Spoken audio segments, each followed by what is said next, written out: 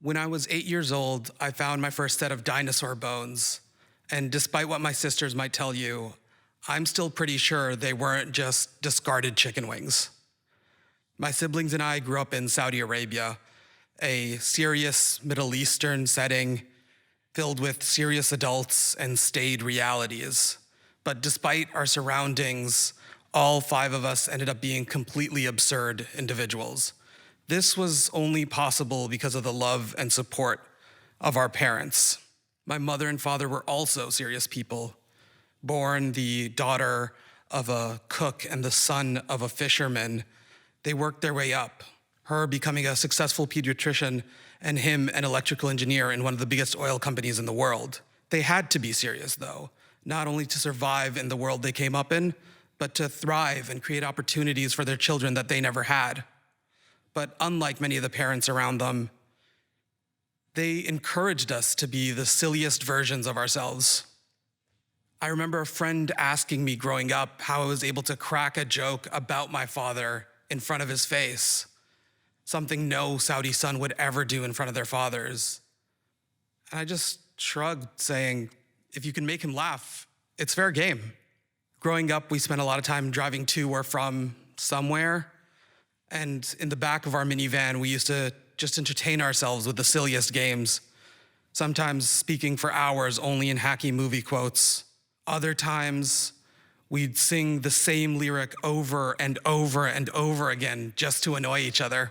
We used to play this game similar to Punch Buggy, except we punch each other every time we saw an FJ, which is a very popular off-roading vehicle in the Middle East.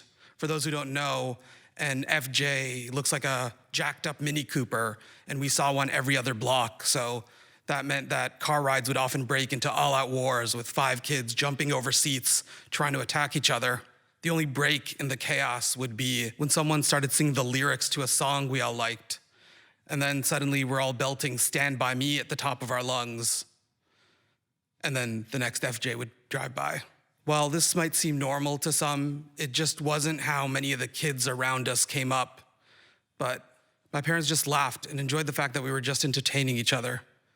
As long as the violence stayed at play and the swears didn't contain any of the bad words, we were good. Sometimes these long car rides would take us on incredible adventures. We would go up to the mountains, which was my father's favorite destination. There, we all got to pretend to be Indiana Jones, discovering ancient artifacts. Every imprint in the dirt was left there by a dinosaur, and every piece of trash left by a hiker must have been a relic from the ancient pharaohs. One of my favorite moments is when my brother found a toothbrush half buried in the sand and asked my father if it was a dinosaur's toothbrush. He laughed about that for years, I think really enjoying the image of a T-Rex trying to brush its back teeth. But as we grew older, my relationship with my father started to change. As the elder son, there were responsibilities I was expected to meet, and the patriarchy had come to claim me. I was expected to join him in being a serious person, something I never really got good at. This meant standing in long bureaucratic lines, going to the weddings of people I barely knew, and learning outdoor skills when I was clearly an indoor kid. I had to relate to older men who seemed immune to my charm and unamused by my wit. But as my father started telling me about how I should be responsible, we started to take each other more seriously. Slowly, we stopped going on adventures, and eventually, we stopped seeing our silly sides altogether. Late-night jokes about nothing ended up becoming long conversations about how to provide for my family and what would be expected of me after he passes. The weight of these responsibilities became clear to me, and I realized that even if I wasn't able to be a serious person, I'd have to pretend to be. At 17, I was given the keys to my first car. This was the first responsibility that was given to me that afforded me some sense of freedom. The main purpose of the car was to run errands and help my mother and sisters out wherever I could.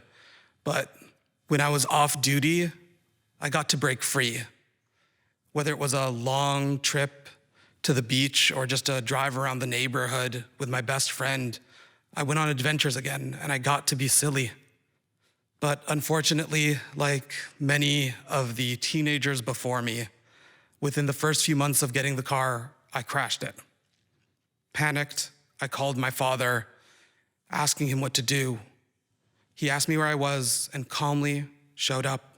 Seriously, he checked that I was doing okay and went to the next driver to see the same. When he realized we were both okay, he handed us each a bottle of water and called the insurance agency. Because of the damage, we were asked to wait as someone came to assess it. So we did. Quietly. Neither of us spoke, me too ashamed to even look at him, just stoically staring out into the street.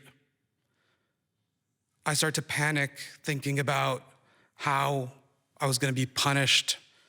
I realized that this was the first responsibility, the first big responsibility that was given to me, and I'd already blown it. And suddenly I hear a screech and feel a thud to my side. I turn and I realized my father just lightly punched me. I look at him and he smiles and goes, "FJ." And suddenly I feel a great sense of relief. I see the man who raised me and I feel comforted, realizing that being serious and being silly were never meant to be mutually exclusive. Archaeologists will tell you the first set of dinosaur fossils were found in Saudi Arabia in 2014. But there's a toothbrush in my parents' basement that proves that my brother got there 15 years earlier.